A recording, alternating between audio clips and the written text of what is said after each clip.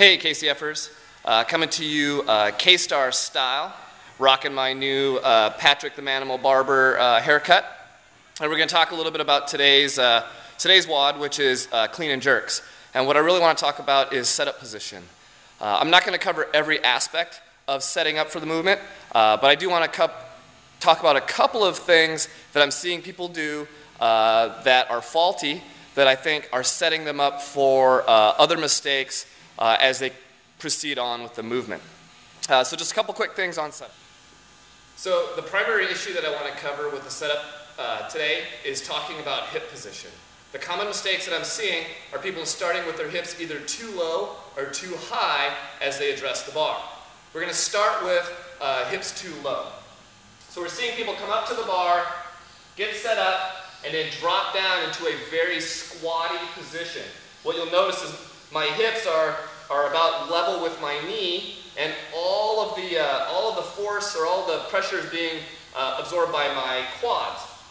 As I go to lift this bar off the floor, I'm going to have to go around my knees, which are protruding out in front of the bar, which is going to be very, very inefficient. And it's going to be a very quad-dominant movement because I'm squatting down so low. So in that position, we're going to need to lift the hips up a little bit to engage the hamstrings. The other common mistake that I'm seeing are starting with the hips too high. So we see people address the bar, keeping their hips really, really high, which is going to create a lot of hamstring engagement, but it's also going to create a really long lever here, and it's going to put a lot of stress on my back as I start to pull this bar up. So in this position, what we're going to want to do is just bring those hips down a little bit, keeping the hamstrings engaged, but not creating those huge levers. We'll finish off by demonstrating what I consider to be a good setup position.